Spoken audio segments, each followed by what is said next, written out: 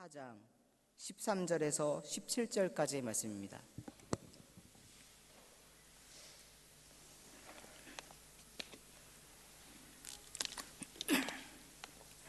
룻기서 4장 13절에서 17절까지의 말씀입니다.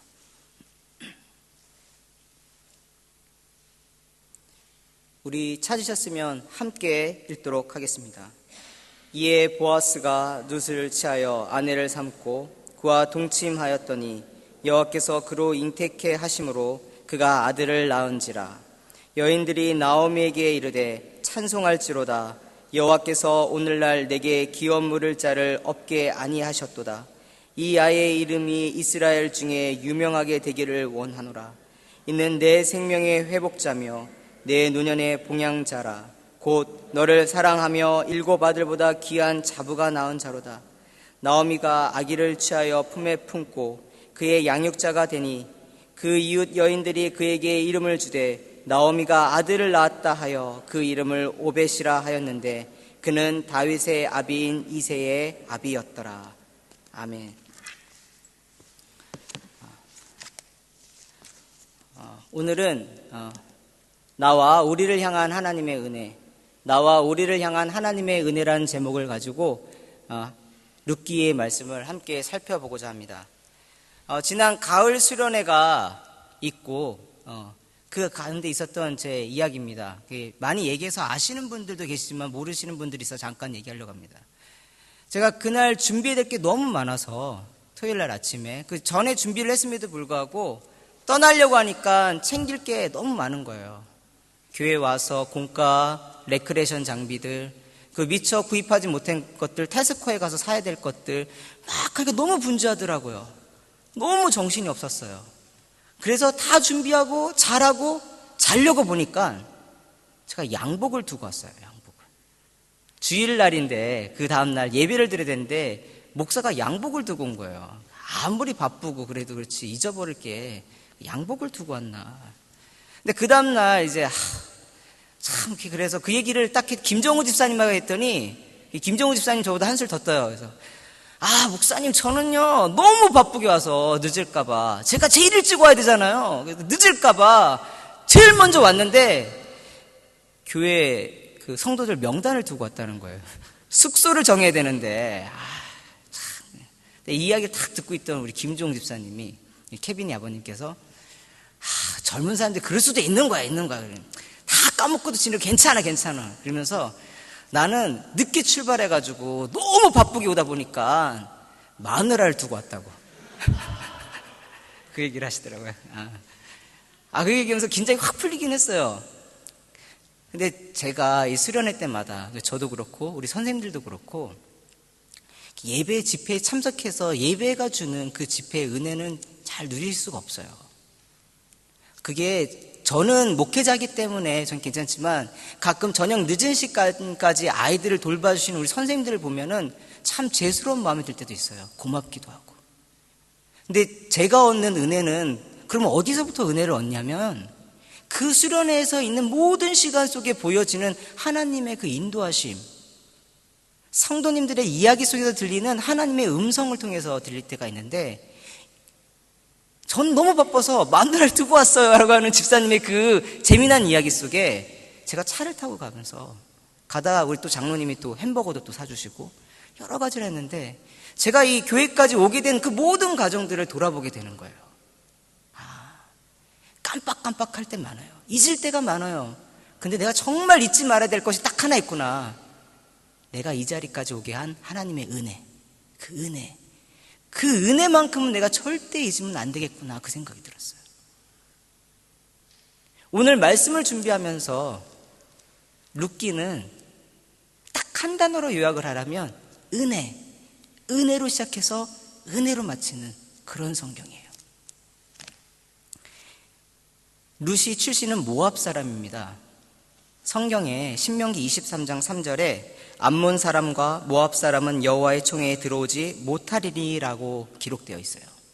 심지어는 6절에 내 평생에 그들의 평안함과 형통함을 영원히 구하지 말지니라. 우리 하나님께서 얼마나 이 모압과 암몬 사람들을 싫어하시는지 그들의 형통함을 위해서 구하지도 말라라고 우리에게 명령하셨어요. 모압 사람은 하나님의 백성이 될 수가 없어요. 그들이 형통함을 하나님께서 원치 않으세요. 근데 여러분, 오늘 이 룻기의 주인공들 중 하나인 이 룻이라는 사람은 모압 출신입니다. 태생적으로 하나님의 백성이 될 수 없는 사람이에요. 그런데 그 사람이 하나님의 백성이 되고 심지어는 예수님의 족보에 그 이름을 남기는 영광까지 누리게 되었습니다.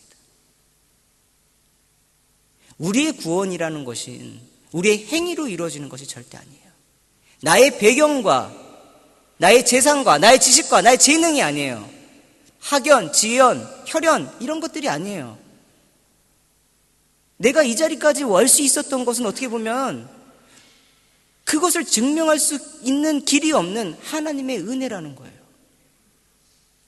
내가 구원받는 것이 당연한 것이 아니라 어쩌면 구원받지 못할 수 있는 그런 백성인데, 그런 사람인데, 여러분 이 자리에 와서 하나님의 말씀을 듣고 하나님께 고백을 하고 그 은혜에 대해서 감사를 고백할 수 있다는 게 이게 기적입니다. 마치 모압 여인이었던 룻이 하나님의 백성이 된 것처럼, 예수 그리스도의 족보가 들어갔던 것처럼 우리가 예수 그리스도의 그 십자가가 나의 십자가가 되고 그분의 죽으심이 나의 모든 죄를 위해서 죽으시는 그 은혜가 될 수 있는 것, 이것을 고백할 수 있는 것이 이게 하나님의 은혜입니다. 근데 우리는 그것을 잊고 살 때가 너무 많아요. 바빠서 정신없어요. 내 삶의 일상이 너무 정신이 없어요. 하나님을 바라볼 시간도 없고 예수님을 바라볼 시간도 없어요. 다만 내 가족 식구들, 내 자녀들, 그리고 하루에 눈을 감으면서 잤을 때 오늘 정말 바쁜 날이었다. 오늘 정말 정신이 없었다. 기억나는 것이라고 내가 무슨 일을 했는지도 기억이 안 나며 그냥 바빴다, 힘들었다, 고단했다. 이렇게밖에 고백할 수 없는 사람들이고 그렇게 깜빡깜빡하지만 그러나 우리의 인생에 우리 삶 속에 큰 축복이 되는 것은 이러한 삶 속에서도 하나님의 은혜가 문득 내 가운데 큰 의미로 다가오기 때문에 그래요. 구원은 우리를 향한 그 구원은 태생의 문제가 아니고 우리의 행위가 문제가 아니고 하나님이 우리에게 열려주신 그 구원의 선물이라는 거예요. 그 은혜가 이 룻에게 임했어요. 우리가 복음을 듣는 많은 사람들이 있습니다. 우리만 복음을 듣는 게 아니라 예수를 믿지 않는 사람들에게도 복음은 전해져요. 마치 나오미에게 있던 두 며느리 오르바와 룻에게 똑같이 하나님의 말씀이 전해졌는데 룻기 1장 15절에 보니까 오르바는 그의 백성과 그의 신을 쫓아서 갔다라고 기록되어 있어요. 오르바가 시어머니가 미워서 그 시어머니를 자기가 봉양하는 것이 부담이 돼서 떠난 것이 아니에요. 그가 자신의 백성으로 돌아갔던 가장 결정적인 이유는 그 오르바는 하나님을 섬길 수 없는 사람이었기 때문에 그래요. 그러나 룻은 그렇지 않았어요. 어머니, 나를 가라고 하지 마세요. 어머니 하나님이 나의 하나님입니다. 결코 구원받지 못할, 저주받고 형통해서는 안 되는 그 자녀인데 그 자녀가 어디서? 모압 땅에서, 모압 족속이 하나님의 그 은혜를 받았어요. 하나님의 백성이 되는 그 은혜. 근데 성경은 이 여인의 결정과는 완전히 정반대의 결정을 했던 또 다른 인물을 보여줍니다. 1장 1절과 2절에 나오는 엘리멜렉입니다. 그 룻의 시아버지가 되는 엘리멜렉. 엘리멜렉의 시절에 그가 유다 베들레헴에 살던 때에 그곳에 흉년이 들었습니다. 이 성경을 보다 보면 이 룻기서는 이 이스라엘 백성들이 가나안에 정착했던 초기에 있었던 일이에요. 근데 이게 잘 생각해 보면 여러분, 이스라엘 백성들은 애굽에서 하나님이 붙잡아서 가나안으로 데려다 주셨어요. 그러면 그들에게 했던 약속이 뭐냐면 젖과 꿀이 흐르는 땅을 주시겠다라는 약속을 주셨는데 가나안의 초기에 정착했던 이스라엘 백성들에게 뭐가 왔냐? 흉년이 왔다라는 거는 우리가 생각해 볼 문제죠. 젖과 꿀이 흐르는 땅으로 보낸다고 하셨는데 정착하자마자 뭐가 왔냐면 흉년이 왔다라는 거예요. 심지어는 베들레헴이라는 그 이름의 그 뜻은 빵집이라는 뜻이에요. 우리는 뭐 성경에는 떡집이라고 표현하면 되겠죠. 우리 표현에는 빵집에, 그 빵집에 빵이 없는 흉년이 들었어요. 이런 일이 있을 때에는 우리가 어떻게 해야 됩니까? 하나님, 왜 이곳 가운데, 나의 삶 가운데에 흉년이 오게 되었습니까? 나의 인생 가운데 왜 흉년이 오게 되었습니까? 물어보고 기도를 해야 되는데, 엘레멜렉이라는 이 사람은 그 이름의 뜻이 오직 하나님만이 나의 왕입니다라는 뜻을 갖고 있거든요. 우리가 그 성경에는 그냥 하나님이 나의 왕입니다라는 건데, 원래 원어적으로 하면은 오직 하나님만이 나의 왕입니다라는 뜻을 갖고 있어요. 굉장히 좋은 이름이에요. 근데 그 사람은 그 이름 따라 살지를 않았어요. 자신의 삶에 어려움이 돌아오니까, 그 어려움이 자신의 죄가 아니에요. 1장 1절에 사사가 치리하던 때라고 기록되어 있는 건 뭐냐면, 사사 시대는 하나님을 따르는 사람들이 없어요. 각자 자신의 소견대로 하는 영적인 암흑기에 있었기 때문에 하나님께서 이곳에 임한 그 재앙, 그 흉년은 하나님의 백성들이 하나님을 붙잡을 수 있고 하나님을 돌아볼 수 있도록 내리신 재앙이었는데, 엘리멜렉은 하나님께 묻지를 않았어요. 전도서 7장 14절에 형통한 날에 기뻐하고 공고한 날에는 되돌아보아라. 이 두 가지를 하나님이 병행하게 하사 사람이 그의 장래일을 능히 헤아려 알지 못하게 하셨느니라. 우리 삶에 흉년이 온 것이 재앙이 아니고, 또한 내 삶에 늘 풍년이고 형통한 것이 항상 축복이 아닌 이유는, 이거 헷갈리는 이유는 무엇이냐면, 우리 삶에 하나님께서 이 두 가지를 병행하게 하셔서 내 미래에 어떤 일이 일어날지를 결코 인간이 생각지도 예측하지도 못하게 하셨기 때문이라는 거예요. 그럼 왜 그렇게 했냐? 형통한 날이든 공고한 날이든 자신의 삶에 하나님 앞에 겸손하게 물어볼 수 있는 그런 사람이 되기를 원하셨기 때문에 그래요. 묻지 않는다라는 것이 죄가 얼마나 큰지 역대상 10장 14절에 나와 있는데요. 여호와께서 묻지 아니하였으므로 여호와께서 그를 죽이시고 그 나라를 이새의 아들 다윗에게 넘겨주셨더라. 사울을 향한 하나님의 말이에요. 사울이 왕이 되기 전에는 참 겸손했던 사람입니다. 그런데 그가 왕이 되고 나니까 욕심이 생겼어요. 이스라엘의 왕이라는 표현, 히브리어는 나기드라는 표현을 씁니다. 이 나기드라는 표현은 왕의 지명자예요. 왕이 된 사람이 아니라 왕의 권리를 갖고 그 행사를 할 수 있는 사람, 또는 군대를 다스리는 총사령관이라는 뜻을 갖고 있어요. 사울은 그 나기드라는 왕의 그 명칭을 만족하지 않고 뭐를 바랬냐면, 이스라엘 주변의 다른 국가들처럼 멜렉, 절대왕, 자신의 말이 모든 그 주권이 있는, 권한이 있는 그런 왕이 되고 싶었어요. 가장 걸림돌이 되는 사람이 누구예요? 존재는 하나님이었어요. 그는 매사에 모든 일이 있을 때마다 하나님께 물어야 됐음에도 불구하고 나기드였기 때문에 자신을 보내신 자신의 주인인 하나님께 물어야 되는데 결코 하나님께 묻지 않고 온전히 자신의 뜻에 따라서만 행동을 했어요. 그가 심판을 받은 이유는 그거예요. 묻지 않았기 때문에. 우리가 수요일날 열왕기서를 갖고서 말씀을 보고 있는데, 열왕기하 1장에 아합의 아들 아이시야 왕의 사건이 나옵니다. 이게 열왕기하 1장을 장식하는 이유가 있어요.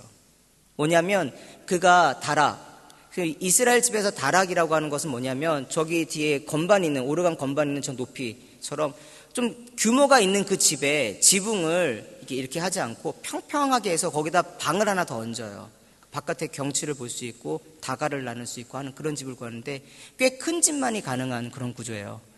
그곳에서 난간에서 밖을 바라보다가 거기서 떨어졌어요.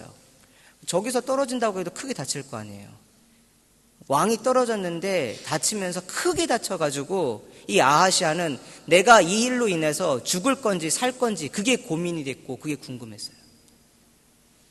근데 이 왕이 누구한테 물으러 가냐면 블레셋의 5성읍 중 하나인 에그론의 그 마을의 신이 바알세룹이에요.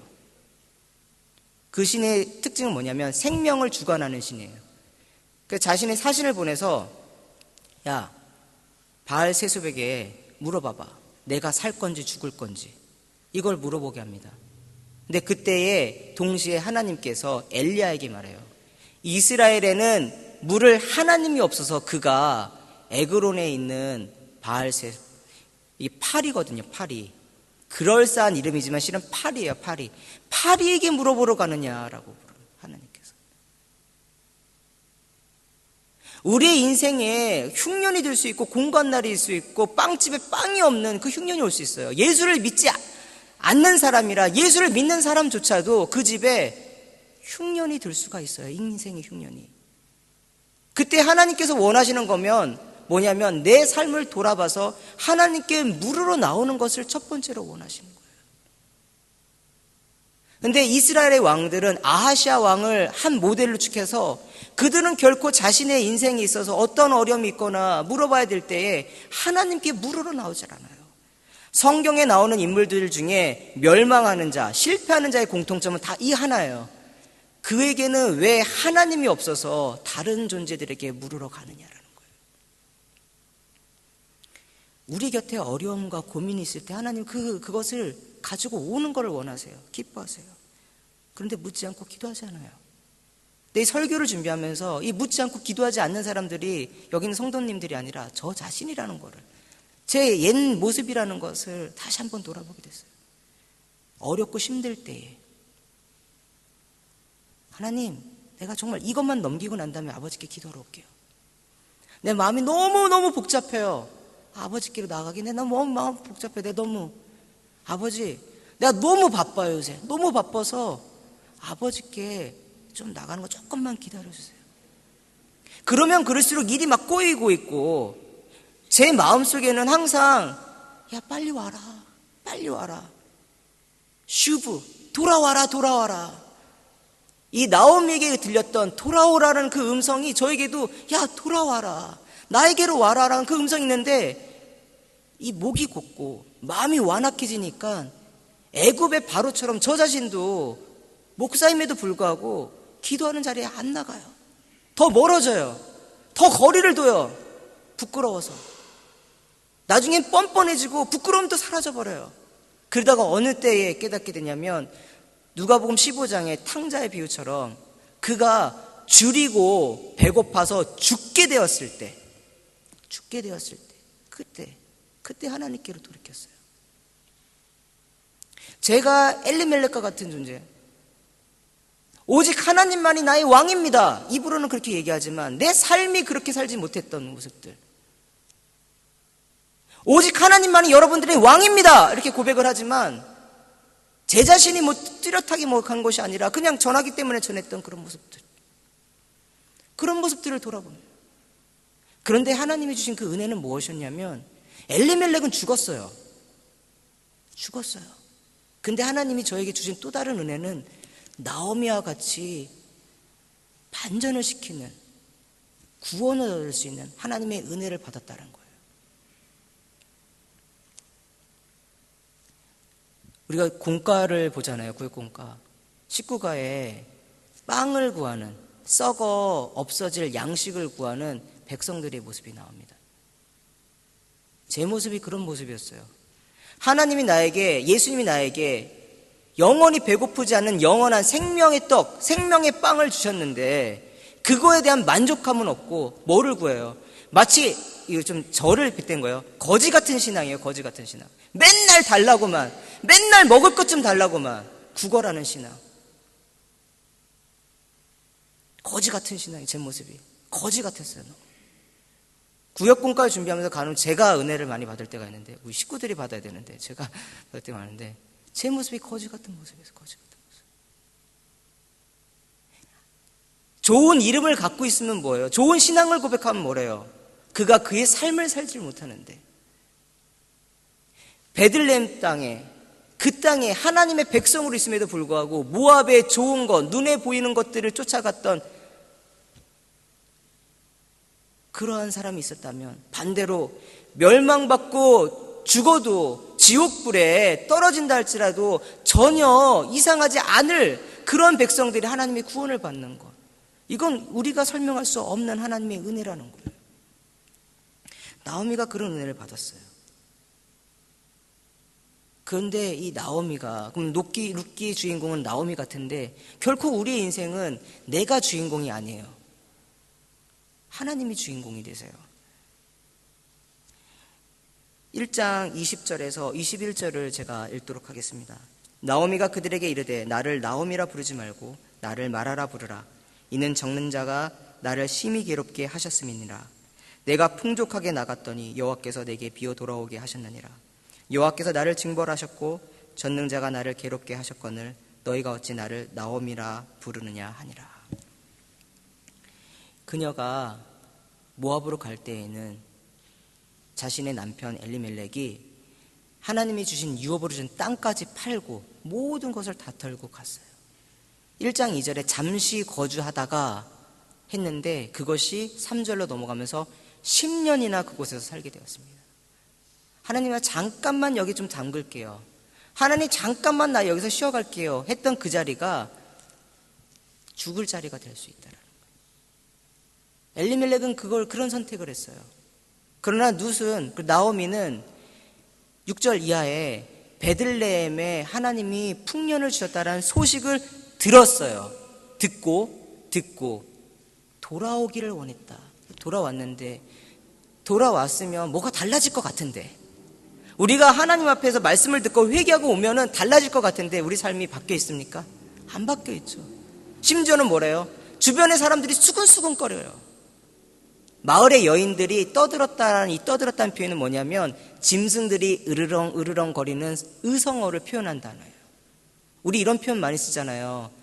어떤 사람의 이야기가 가십거리가 되면 그 이야기를 씹는다고 하잖아요. 씹는다. 이게 똑같은 표현이에요. 나오미가 다시 돌아왔을 때에 나오미 주변에 있는 사람들이 나오미를 씹었다라는 거예요. 자신들의 재미를 삼아. 얼마나 쓰리겠어요. 근데 나오미가 그거에 화를 내지 않고 나를 나오미, 기쁨, 행복이라 부르지 말고 마라, 씀, 고통, 괴로움이라 불러라. 이렇게 표현을 해요. 근데 이 표현은 여기로 끝나요. 왜냐? 그녀를 붙잡고 있는 이가 전능자이기 때문에 그래요. 1장 20절에 나오는 전능자라는 이 표현은 샤다이라는 단어예요. 샤다이. 엘샤다이, 그 표현 들어봤죠? 샤다이. 전능자. 이 전능자라는 표현이 어떠한 뜻이냐면 아무것도 없어요. 무엇인가를 할 수도 없고 뭔가를 기적을 일으킬 수 있는 만한 어떤 건지도 없는 제로, 0%의 확률, 아무것도 할 수 없는 그런 확률 속에서 무엇이든지 할 수 있는 존재, 이게 전능자예요.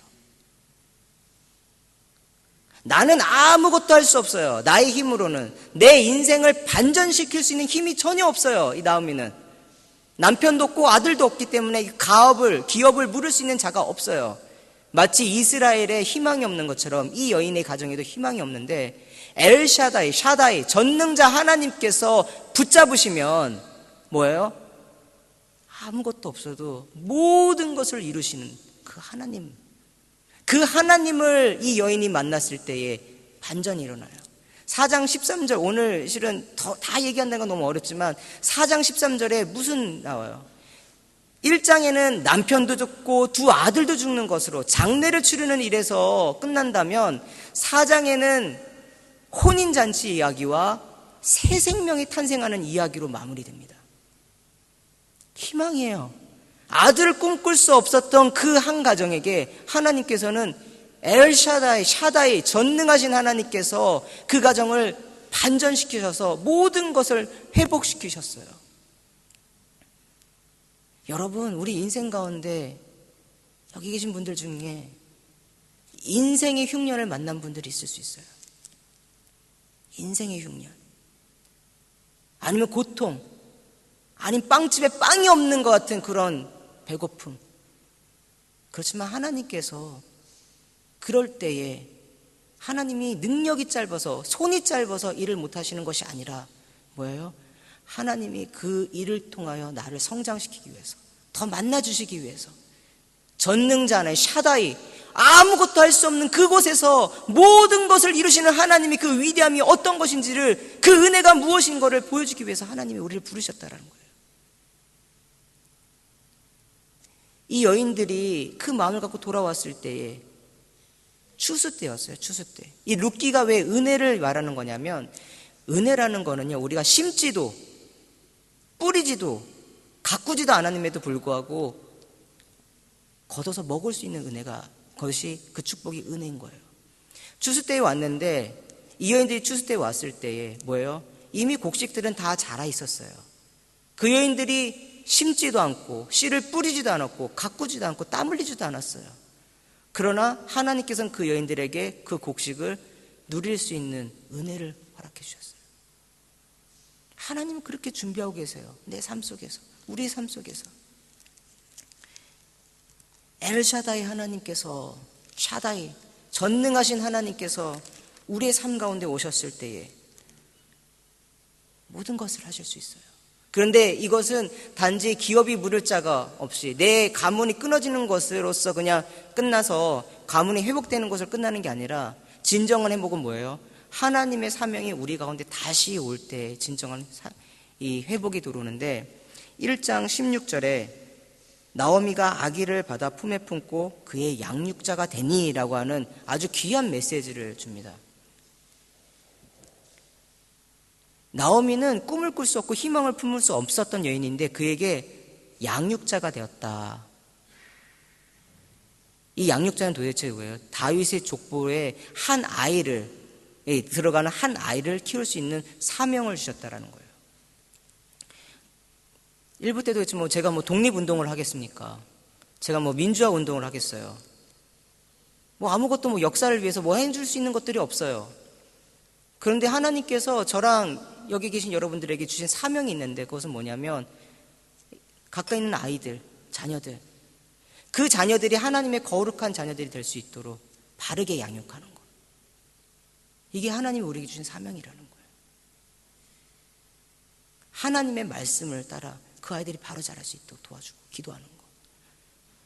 나라를 바꾸고 역사를 바꾸고 이런 것이 큰 사명이 아니라, 내가 지금 있는 그 자녀들을 바라보면서 그 자녀들에게 희망을 품을 수 있고 그 자녀를 통한 하나님의 계획하심을 구할 수 있는 그 아비와 어머니, 그리고 이 교회 안에서는 그들의 또 다른 영적인 아버지와 어머니가 되는 것, 이것이 우리에게 보여진 사명이에요.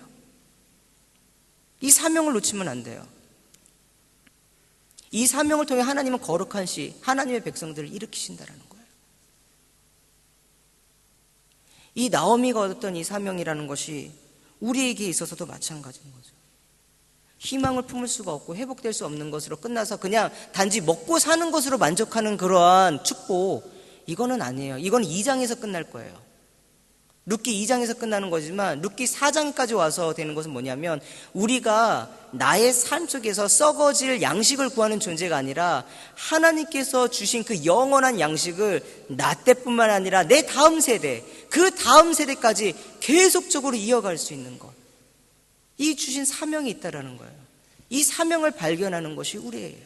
또 다른 회복, 마지막으로 주시는 나오미가 얻은 축복은 무엇이냐면 공동체의 회복입니다.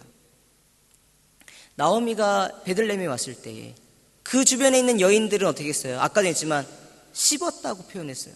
동물이 으르렁거리듯이 마치 나오미가 온 것을 나오미 기쁨이 왔다 얘기하지만, 제가 저렇게 좀 취하네? 초라하네? 그녀를 향한 하나님의 계획과 위로하심은 전혀 상관이 없었어요. 그런데 4장을 보니까 어떻게 됩니까? 모든 여인들이 나와서 나오미가 아기를 가진 것을 축복하고 하나님께 찬양을 돌리며 그 아이를 하나님의 유명한 아이가 되게 해달라고 축복하는 그런 모습을 봅니다. 좋은 친구는요, 내가 어려울 때, 힘들 때 위로하고 도와주는 게 좋은 친구래요. 그런데 최고의 친구는 내가 기쁜 일이 있을 때에 그 기쁜 일이 마치 자신의 일을 친 것처럼 기뻐질 수 있는 친구가 최고의 친구라고 합니다. 우리 교회가 어떤 곳이에요? 빵, 영원한 생명이 되신 생명의 떡, 예수님이 계시는 곳이에요. 생명의 말씀, 빵집이에요. 빵집. 이 빵집에 하나님의 말씀이 있고 그 말씀의 공동체가 회복되어질 때 뭐가 일어나요? 함께 위로하고 격려하고 울며 함께 기뻐하는 그 회복이 일어난다는 거예요.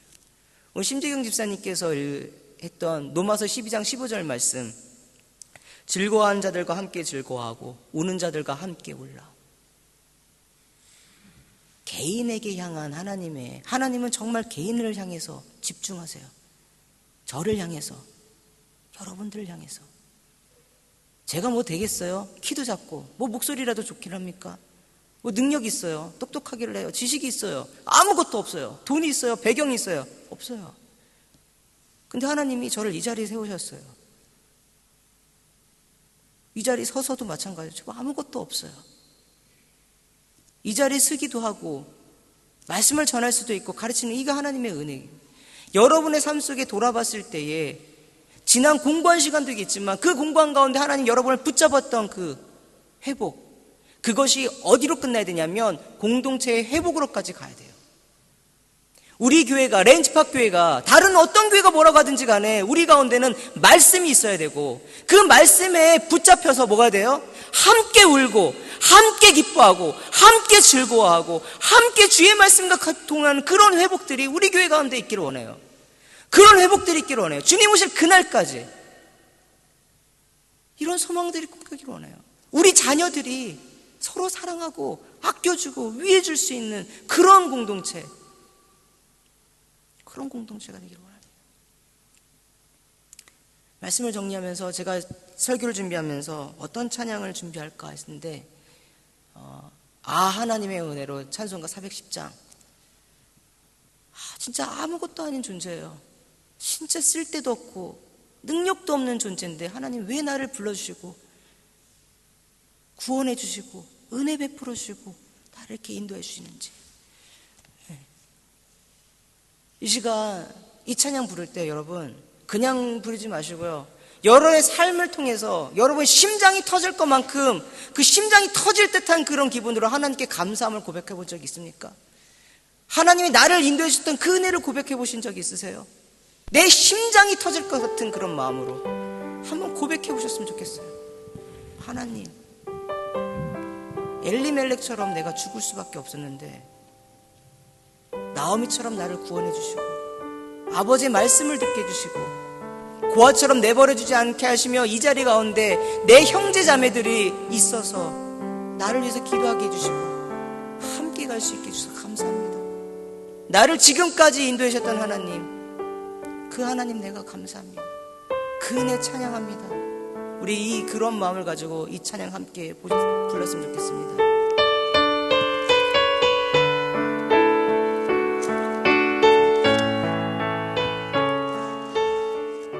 하나님의 은혜로, 하나님의 은혜로, 하나님의 은혜로, 하나님의 은혜로, 하나님의 은혜로, 하나님의 은혜로, 하나님의 은혜로,